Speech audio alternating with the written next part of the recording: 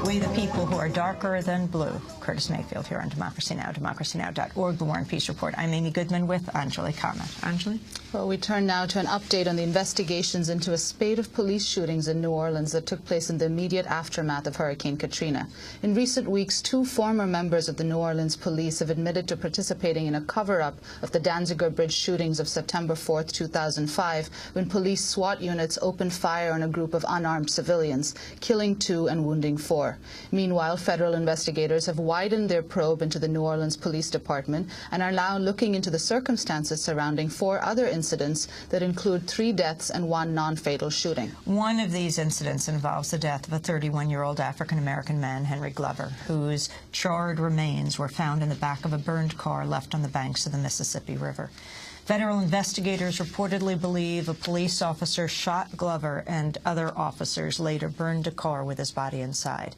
Now, according to a report by the Times-Picayune and ProPublica, what really happened in this case might have also been covered up by the New Orleans Police Department. For more on the story, we're joined here in New York by the ProPublica reporter A.C. Thompson, who broke the story and has been writing an ongoing series for PBS Frontline and the Times-Picayune on the post-Katrina shootings in New Orleans. A.C., welcome to Democracy Now! Tell us exactly what you have found out.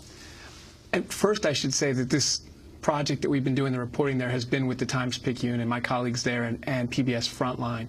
So we're all working together on this. But what we're learning about the Henry Glover shooting and his death when he was burned up in the car on the banks of the Mississippi River is that the police report that was generated documenting the officer-involved shooting involving Mr. Glover looks to have been altered, fabricated, changed from its original form, from what was originally submitted to the police department. And so the document that we have, the document that we believe the federal government has, does not seem to be the true, genuine, authentic, original police report.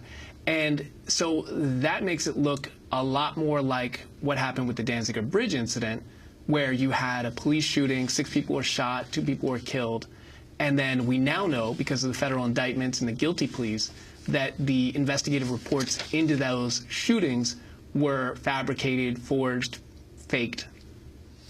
Who was Henry Glover? Henry Glover was a 31-year-old man. He lived on the west bank of the Mississippi in New Orleans. He was a father of 4. And on September 2nd, 2005, somebody, we believe probably a New Orleans police officer, shot him a single time in the chest.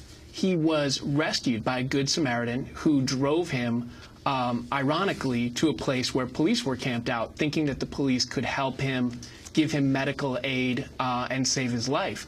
But according to 3 different witnesses that I've interviewed, the police didn't offer any assistance. What they instead did was they let Henry Glover bleed to death in the backseat of the car, and they physically assaulted the men that he was with, including the Good Samaritan. What we know happened after that is the car the Good Samaritan was driving and Henry Glover's body were found behind a police station on the banks of the Mississippi River, and they were completely incinerated. There was almost nothing left. So we have photos, video of Mr. Glover's remains, and we're talking about bone fragments, charred flesh, ashes, very little left. Who was the Good Samaritan? The Good Samaritan was William Tanner, who is really the person who got this story out there and spoke to me first and spoke and has been speaking and saying this was insane, this was terrible, and really trying to get the story out there. And AC, put this into a broader context. The Times-Picayune had an editorial earlier this week describing what they called a grotesque and nauseating pattern of police cover-ups. Here's the pattern, is that in the week after Hurricane Katrina, 10 to 11, possibly more people were shot by the New Orleans Police Department. Now, the narrative that we had at the time was the citizens are running amok. More and more, it looks like perhaps the police were running amok. And what we know about these shootings is, in 2 cases now, we have cases of fabricated documents or altered documents. In multiple cases, we have incidents where citizens were shot in the back. And that immediately raises suspicions that these were not good police shootings, that these were unnecessary uses of force. When somebody's shot in the back, you wonder if they're really posing a threat to the officers. As well, in the Glover case, in the Danziger Bridge case, and several other cases, we have these allegations that citizens were possessing a weapon, or they were possessing something that looked like a weapon, and so police had to shoot at them. But in multiple cases, we've now found that those people didn't have a weapon, and again, it makes us question whether these were good shootings or not. Explain the Danziger Bridge incident. The Danziger Bridge incident happened on September 4th, 2005, and so that morning, as we understand it, Right after Hurricane Katrina. less than a week after the storm had hit and the levees broke. That morning, as we understand it, police got a call that 2 officers were, quote, down under the Danziger Bridge. And from what we understand, they read that to mean they'd been shot. They were wounded. And so a truckload of officers stormed to the bridge in a rented, a commandeered rental truck, and jumped out of the truck. And they say that they immediately came under fire from citizens who were on the bridge.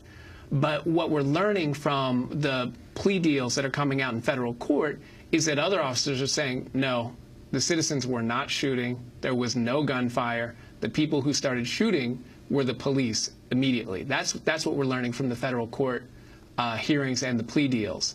So what happens is the officers jump out, begin shooting, and 6 citizens get hit. And these are not minor wounds. One woman lost her arm. One man said that he was shot twice in the stomach at point-blank range, and 2 people were killed. So it's a very, very serious incident. Who were those 2 people? That would be James Brissett and Ronald Madison. And in Ronald Madison's case, he was a 40-year-old man. He was mentally retarded, and we believe that he was chased off the bridge and into a hotel parking lot and then shot repeatedly in the back. If you look at his autopsy report, he was shot over and over again from behind. AC, talk about the other cases. The other cases that we've been looking at in our series and in our reporting involve Matthew McDonald. Now, Matthew McDonald was a drifter from Connecticut. He was shot in the Marigny district of New Orleans. And again, he was shot in the back. He was shot with an assault rifle. And the claim there is that he had a gun in a plastic bag and was menacing police officers. In light of everything else we've seen, we have to have a little skepticism about that claim. In that case, the gun that he supposedly had was checked into evidence about a month after the event happened. So it's another thing that makes you wonder what was going on.